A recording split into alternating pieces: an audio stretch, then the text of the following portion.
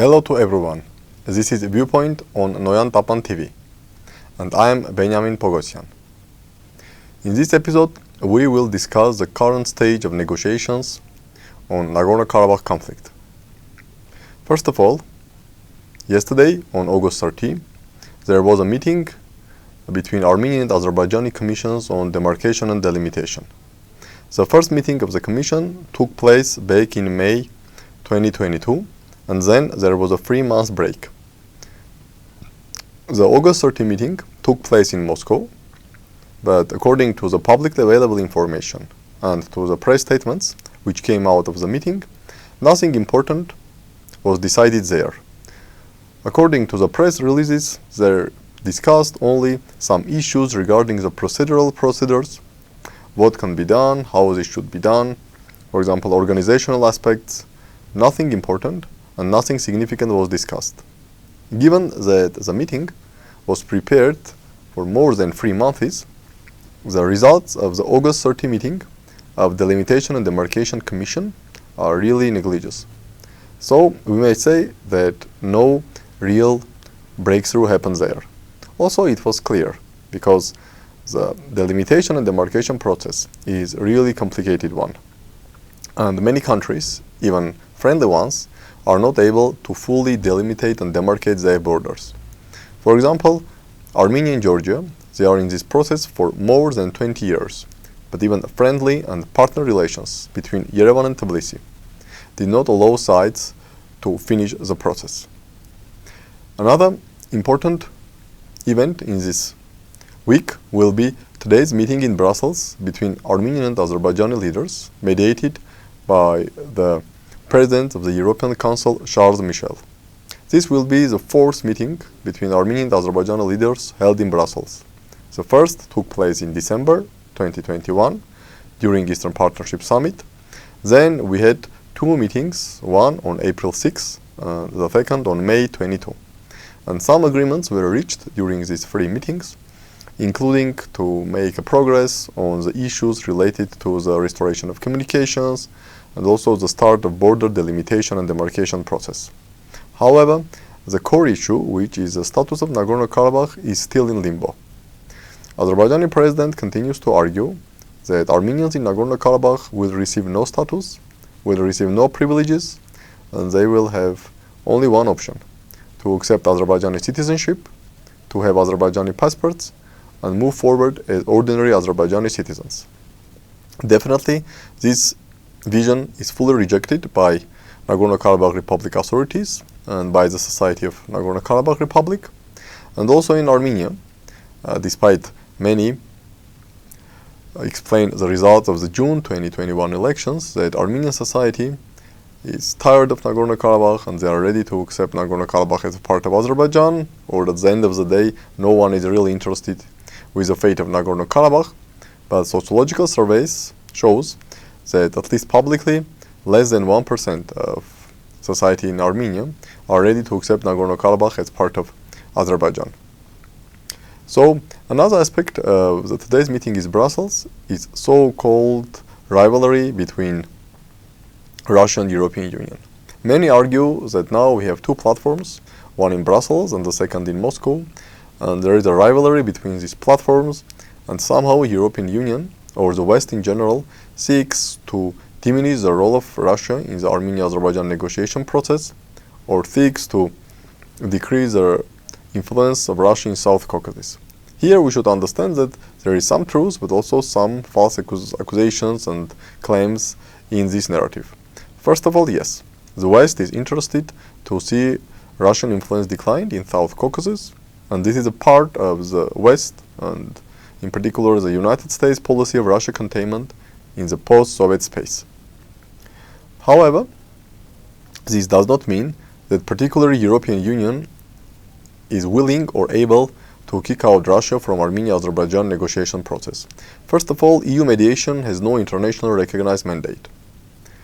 Second, even if there will be some agreements which may be reached during these meetings in Brussels, at the end of the day, European Union has no force on the ground. I mean, Russia has military presence in Armenia, and Russian military presence is only growing in Armenia. We see more Russian troops outposts, for example, in such regions as Syunik, as Tavush, and also Russia have its peacekeepers in Nagorno-Karabakh since November 10, 2020. So even if Armenia and Azerbaijan agree something in Brussels, which will not be in line with Moscow, it's very difficult to understand how the European Union is going to push Russian peacekeepers either from Nagorno-Karabakh or somehow to decrease Russian influence in Armenia. At the end of the day, the only way to do that is to kick out Russian peacekeepers from Nagorno-Karabakh after November 2025. Here, by the way, we may see some interesting developments. The West, both the United States and the European Union, understood that if there is no agreement between Armenia and Azerbaijan on the future of Nagorno-Karabakh, the withdrawal of Russian peacekeepers from Nagorno-Karabakh will result in ethnic cleansing and bloodshed. And of course, the West, the United States, the European Union, who claim themselves as a protector of freedom, protector of human rights, cannot argue for a solution which will bring large-scale assassinations and killings of civilians and ethnic cleansing. Meanwhile, the West believes that if Armenia and Azerbaijan agrees on some status of Nagorno-Karabakh, then the withdrawal of Russian peacekeepers from Nagorno-Karabakh will not result in ethnic cleansing of Armenians. That is why, theoretically, the United States, European Union are interested to see a peace agreement between Armenia and Azerbaijan with some understanding on the future of Nagorno-Karabakh. In this case, we may say that yes, if European Union is able, through the support of the United States, to bring Armenia and Azerbaijan on the signing of peace agreement, including the consent on the status of Nagorno-Karabakh, then this may increase the chances that Azerbaijan and also the West will demand the withdrawal of Russian peacekeepers from Nagorno-Karabakh after November 2025.